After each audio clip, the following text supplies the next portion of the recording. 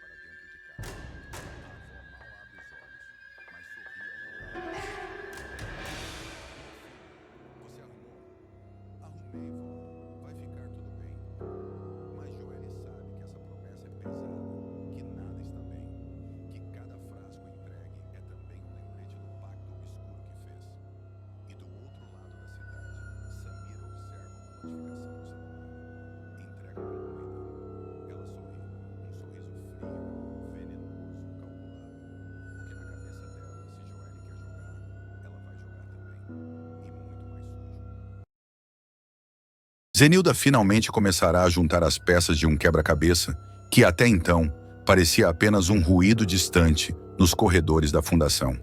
Mas dessa vez, algo vai atravessar a bolha de conforto da madame e cutucar exatamente onde ela mais teme. A reputação do marido e a imagem de perfeição que ela sempre assumiu como verdadeira. Os boatos sobre remédios falsos circulando na comunidade da Chacrinha vão chegar aos ouvidos dela de uma maneira inesperada, quase íntima, quase urgente demais para ignorar. Tudo mudará numa tarde aparentemente comum, quando Xênica bater à porta da mansão com uma pasta cheia de documentos nas mãos. Papéis que deveriam ser apenas um detalhe burocrático para Leonardo assinar. Mas o olhar inquieto da funcionária entregará um peso maior. Zenilda, experiente, perceberá de imediato que aquilo não se tratava apenas de protocolo. Na verdade, eu não vim só para isso não, Zenilda. Confessará Xênica, ajeitando o cabelo atrás da orelha, o gesto típico de alguém tentando organizar pensamentos conflitantes. A hesitação chamará a atenção da madame. Foi um pretexto para vir falar com você, e é assunto meio delicado. A frase cairá entre as duas como um baque seco. Zenilda deixará escapar um suspiro ansioso antes de perguntar. Assim você me assusta, Xênica. É alguma coisa com o Ferete? O tom estará carregado, não de medo, mas de uma intuição que já vinha martelando em sua cabeça há algum tempo. Com a fundação, começará a funcionária, escolhendo cada palavra como quem pisa em ovos. Mas como os dois são praticamente a mesma coisa, é sobre seu marido, sim, e pode ser grave. Zenilda, que sempre manteve o rosto firme mesmo diante das maiores tensões sociais de Três Graças, sentirá a espinha gelar. A expressão mudará por um instante. Um flash de vulnerabilidade. O nome de Ferete, quando associado a algo fora do controle dela, sempre despertava um nervoso silencioso. Ela sabia que ele escondia partes de si, mas jamais imaginou algo que pudesse respingar na fundação inteira. Fale logo, Xênica. O que está acontecendo? Pedirá firme. É então que a revelação virá. As reclamações estão vindo da comunidade da Chacrinha. E não é uma pessoa ou outra reclamando. São várias. Pessoas que confiaram na farmácia conveniada à fundação, que compraram remédios e estão piorando. Algumas disseram que os comprimidos têm gosto estranho, que as embalagens estão diferentes. Outras acharam que foram enganadas. E quando tentaram trazer o assunto à tona, foram ignoradas. Zenilda arregalará os olhos. Ignoradas por quem? Pela farmácia primeiro, e depois pelo próprio Ferete. Eu tentei falar com ele, mas ele desconversou. Fingiu que não era nada demais. E, sinceramente, Zenilda, eu não sei se ele está escondendo alguma coisa. Mas que está estranho, isso está. O silêncio que seguirá será pesado, quase sólido. Zenilda respirará fundo, tentando digerir cada detalhe. Por dentro, uma guerra começará. O amor pela estabilidade da vida que construiu com Ferete contra a sensação crescente de que algo podre estava sendo mantido às sombras. Melhor do que ninguém, você sabe o jeito certo de abordar o Ferete, dirá Xênica, quase em súplica. Mas vamos concordar que às vezes isso pode ser complicado. Zenilda assentirá devagar. Complicado era pouco. Ferete sempre tivera respostas afiadas, desviava com facilidade, envolvia qualquer conversa com argumentos impecáveis que calavam qualquer suspeita. Só que desta vez, Zenilda não queria ser calada. Tem razão, admitirá. Mas antes de confrontar o Ferete, preciso entender a raiz disso. Pensar numa estratégia. Quem é mesmo que gerencia a farmácia da Chacrinha? Xênica responderá sem hesitar. Viviane. O nome acenderá algo em Zenilda. Viviane sempre foi descrita como uma mulher correta, dedicada, séria com o que fazia.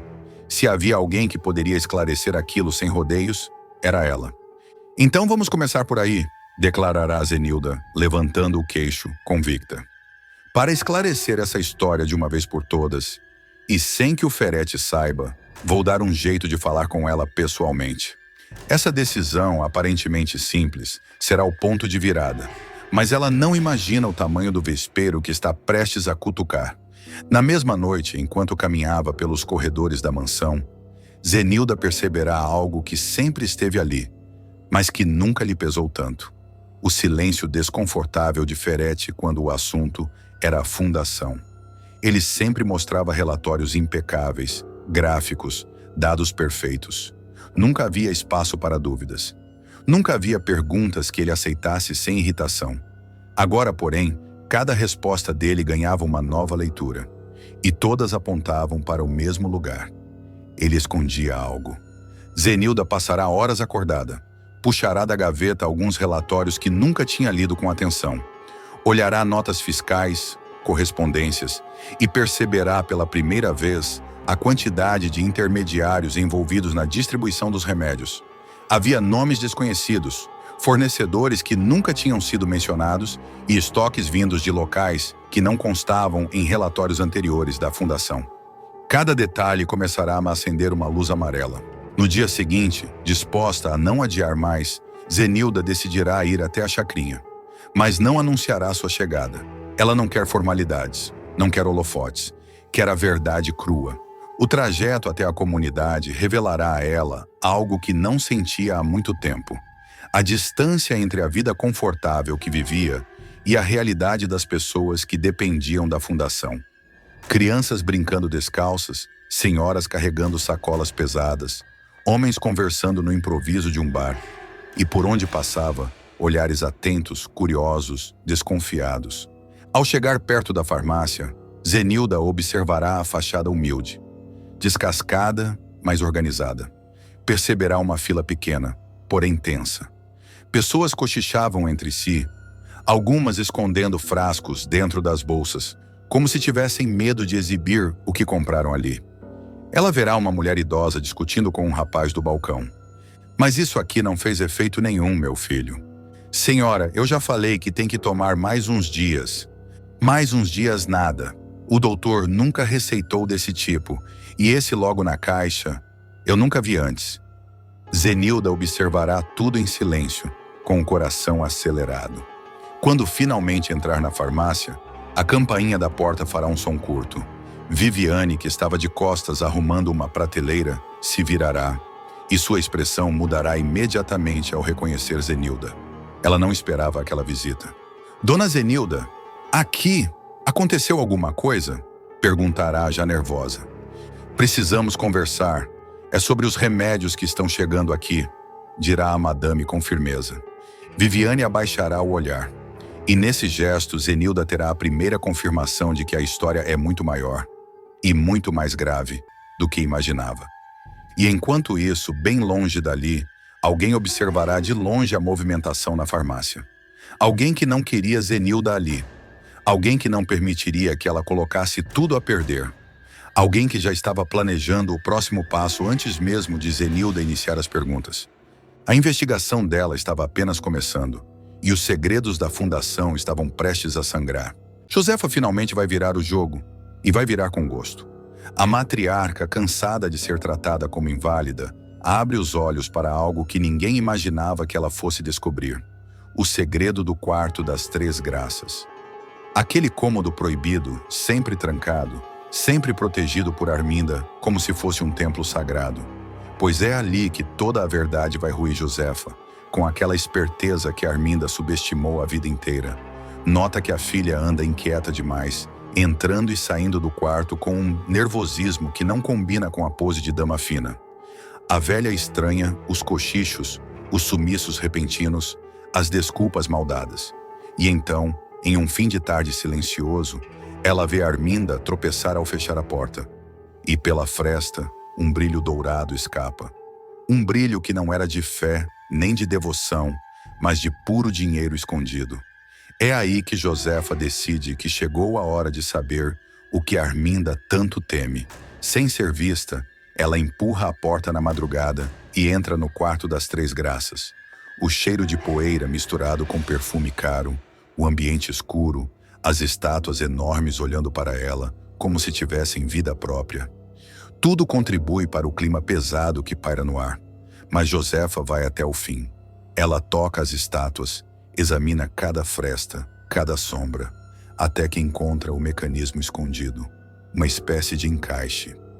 Um segredo que, ao ser pressionado, abre uma cavidade interna. E dentro dela, um maço de dinheiro tão grande, tão absurdo, que Josefa perde o fôlego. 5 milhões de reais distribuídos entre aquelas 3 figuras silenciosas. 5 milhões que Arminda roubou, lavou, desviou e que nunca, em hipótese alguma, permitiu que a própria mãe tocasse. 5 milhões que Arminda usou para se manter poderosa, manter Ferete por perto, manter a imagem impecável diante da cidade. 5 milhões que Josefa agora sabe que existem. E sabe também que, se continuar calada, vai virar cúmplice da filha. Josefa surge transformada. Ela passa o dia observando Arminda. Nota como a filha controla tudo, fiscaliza tudo, dita regras absurdas. Nota como Ferete entra na casa com aquela arrogância de quem acredita dominar o mundo. Nota como os dois mantêm conversas sussurradas, olhares tensos, sempre preocupados que alguém, qualquer pessoa, descubra o segredo das estátuas. E é justamente nesse clima de medo que Josefa decide agir. A aliança entre ela e Gerluce vai nascer de um encontro tão casual quanto estratégico. Gerluce chega para trabalhar como sempre, exausta da rotina, carregando o peso de cuidar de Josefa e da própria vida. Mas dessa vez Josefa a chama para mais perto. Sussurra, revela, confiando na única pessoa que sempre tratou com humanidade. E ali, naquele quarto abafado, a matriarca abre o jogo, conta cada detalhe, cada nota, cada esconderijo, cada ponto fraco de Arminda. E Gerluce fica sem chão. Ela entende que aquilo é mais do que um segredo. É a chance perfeita de derrubar Arminda e Ferete de uma vez. A partir daí, a cuidadora e a mãe da vilã começam a arquitetar um plano ousado. Josefa sabe cada horário, cada movimento, cada mania da filha. Ela revela para Gerluce o momento exato em que Arminda sai para visitar a Fundação Ferete, o tempo que leva para voltar, os minutos que passa no banho, a ordem em que tranca as portas. Como um mapa, Josefa entrega tudo. Entrega de bandeja, com precisão cirúrgica. Não por maldade, mas por justiça, por revolta acumulada, por anos de humilhação calada.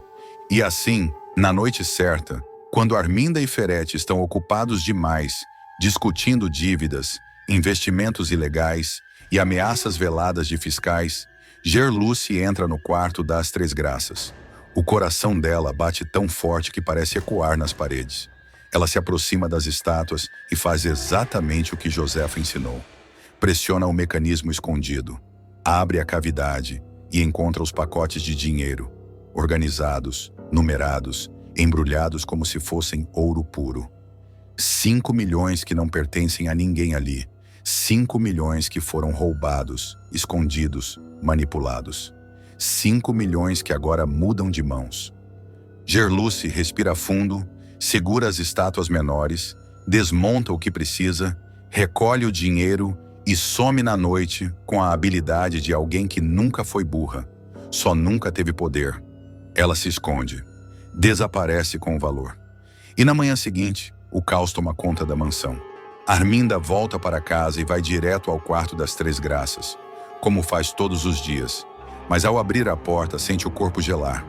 Uma das estátuas está deslocada, outra completamente vazia, e a terceira, nem sinal. A vilã perde o ar. Coloca as mãos nos cabelos, começa a arrancar a própria calma, grita, chuta a porta e corre até a mãe. Mãe, o que aconteceu aqui? O que a senhora fez? Josefa não se intimida. Olha para Arminda com uma serenidade quase cruel e diz: nada que você já não merecesse, minha filha. Nada que não estivesse na hora de acontecer. É o suficiente para Arminda entender. E é o suficiente para Ferete, que chega logo em seguida, explodir em fúria. Ele começa a derrubar cadeiras, socar paredes, quebrar vasos. Aquela velha desgraçada abriu a boca. Eu sei que foi ela. Eu sei. Ela contou o que tinha nas estátuas. Agora sumiu tudo. Sumiu! 5 milhões? Sumiu! Ferete ruge como um animal acuado. E Arminda, tomada por ódio, olha para a própria mãe com um brilho assassino nos olhos. Ela avança, num impulso de puro desespero, tentando empurrar Josefa contra a parede, tentando silenciá-la de vez, tentando matar a própria mãe. Mas Gerluce entra na mesma hora. Nem pense nisso, Arminda, nem tente. A cuidadora se coloca na frente, firme, decidida, sem medo. Ferete se aproxima, suado, transtornado, tentando recuperar o ar. Quem foi? Quem levou? Eu vou arrancar a verdade de alguém. E Josefa, pela primeira vez em anos, sorri. Um sorriso leve, quase infantil, porque ela sabe que mesmo que ninguém imagine, mesmo que ninguém suspeite, foi ela mesma quem entregou tudo para Gerluce. Arminda, completamente fora de si, tenta partir para cima de Gerluce, mas a cuidadora não se intimida. Ela segura o braço da patroa com firmeza, olhando direto no fundo dos olhos dela. Uma mistura de desprezo e triunfo que Arminda jamais imaginou receber de alguém que sempre considerou inferior. Você acabou, Arminda. Acabou. A vilã treme de ódio, treme de medo, treme por perceber que perdeu o controle que acreditava ser eterno. E pela primeira vez, percebe algo ainda mais apavorante. A mãe não está mais do seu lado. Josefa olha para a filha como quem finalmente enxerga um monstro que criou sem querer. Ferete, por sua vez, não aceita a humilhação. Ele não está preocupado com Arminda, nem com Josefa, e muito menos com moralidade. O que enlouquece o dono da Fundação Ferete é o fato de ter perdido o dinheiro que o mantinha blindado, poderoso, inalcançável. Ele gira pelo quarto devastado como um bicho encurralado, batendo as mãos na cabeça nervoso, cuspindo ameaças ao vento. Eu vou destruir quem mexeu nisso. Eu vou achar cada centavo, nem que seja cavando com as próprias mãos. Mas ninguém desconfia de Gerluce, e é exatamente assim que ela queria. Enquanto Arminda e Ferete se engalfinham em acusações e desespero, Gerluce já está longe, conduzindo Josefa para um lugar seguro. A velha, emocionada como há anos não ficava, aperta a mão da cuidadora e diz, quase em sussurro: Agora, minha filha, agora a gente faz o bem do jeito certo. Nos próximos capítulos, veremos Gerluce montar uma rede silenciosa, organizada, quase secreta, para distribuir o dinheiro sem chamar atenção. Famílias desesperadas recebem remédios caros. Crianças da chacrinha ganham comida de verdade. Tratamentos atrasados finalmente são pagos. E tudo isso sem que ninguém descubra de onde vem a súbita onda de milagres. Enquanto isso, Arminda entra em colapso. Sem o dinheiro, sem o controle, sem a imagem impecável que tanto protegeu, ela começa a ser engolida pelo próprio veneno. A polícia bate a porta para investigar irregularidades antigas da Fundação Ferete. Advogados surgem do nada cobrando dívidas que ela achava que jamais viriam à tona. E, como se fosse pouco, a cidade inteira começa a comentar o escândalo do quarto das estátuas. Ferete também sente o cerco apertar. Uma denúncia anônima, que ele jamais vai descobrir que veio de Josefa, entrega documentos que ligam o nome dele a desvios seríssimos dentro da própria fundação. O empresário tenta fugir, tenta subornar, tenta ameaçar, mas desta vez a maré mudou. Quem sempre foi protegido agora vira alvo. E em uma noite de tempestade, Arminda encara a mãe pela última vez antes do inevitável. Josefa, frágil no corpo e gigante na alma, diz sem tremer: O mal não dura. Você só achou que durava porque ninguém te enfrentava. Agora você vai pagar. É o golpe final. A frase que encerra a era Arminda. Paulinho e Ferete vão entrar em uma discussão terrível depois que Paulinho flagrar o pilantra, humilhando Gerluce do jeito mais baixo possível. Tudo começa no fim de uma tarde pesada, quando Paulinho está no telefone com a namorada, tentando acalmá-la enquanto ela deixa a casa de Arminda. A cuidadora está exausta do plantão e ainda mais irritada com a presença constante de Ferete, que vive aparecendo para visitar Arminda e se enfiar no quarto da patroa como se fosse dono do espaço. Gerluce já está amargando esse incômodo há dias, mas naquela noite algo nela estaria prestes a estourar. Ela caminha pelo corredor falando com Paulinho, pisando firme, quase cuspindo as palavras de raiva ao comentar que Ferete estava lá de novo, fazendo sala para Arminda, se achando importante, sempre com aquele ar prepotente. Paulinho, do lado de fora, está na porta esperando por ela, ouvindo tudo e sentindo o sangue começar a ferver. Ele tenta manter a calma, mas a cada frase da namorada sente a vontade de entrar e tirar satisfações imediatamente. Gerluce desliga o telefone e respira fundo antes de empurrar o portão.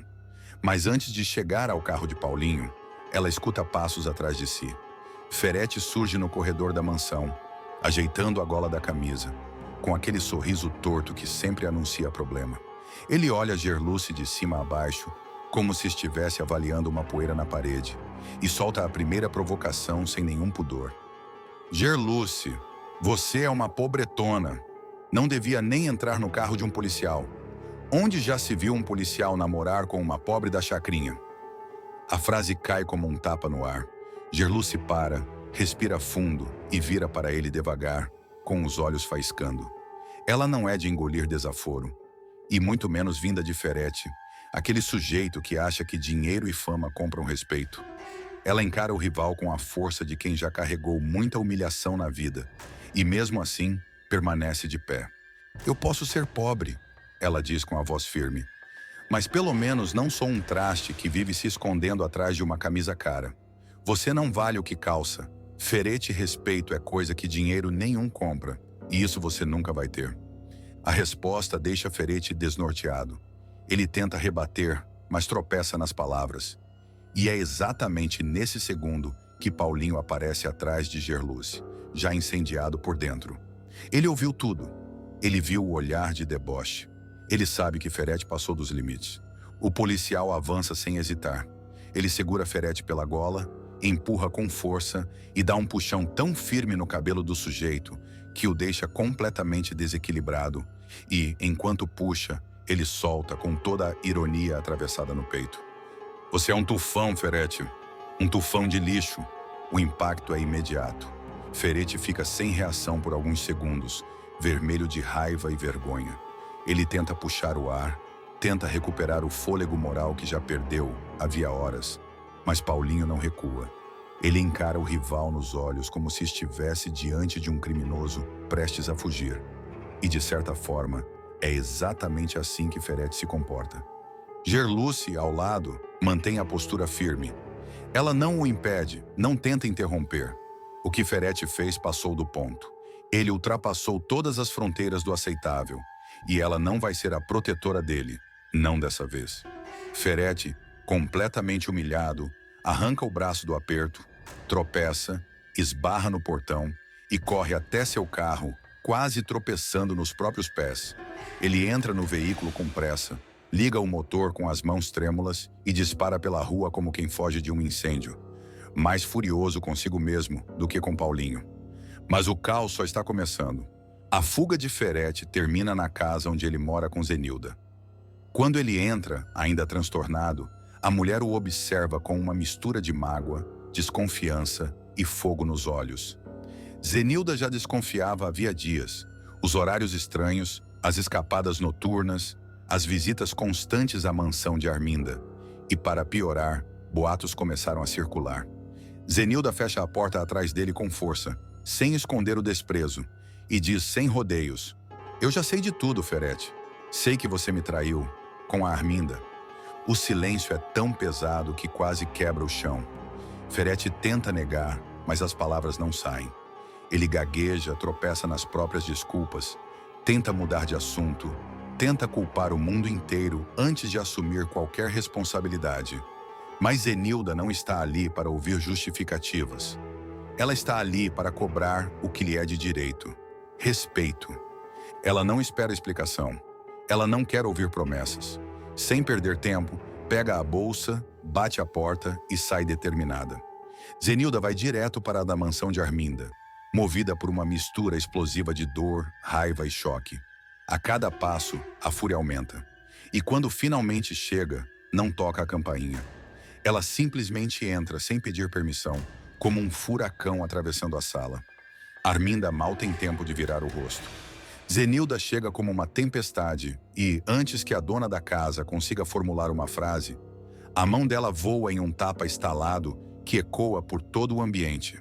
Arminda leva a mão ao rosto, atônita.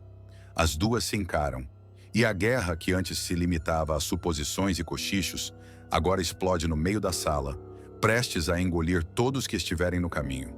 E Paulinho e Gerluce, sem saber que essa bomba emocionada acaba de estourar, ainda não imaginam que a briga entre eles e Ferete foi apenas o primeiro fio puxado de um emaranhado de segredos, traições e confrontos que vai virar Três Graças de ponta cabeça nos próximos capítulos.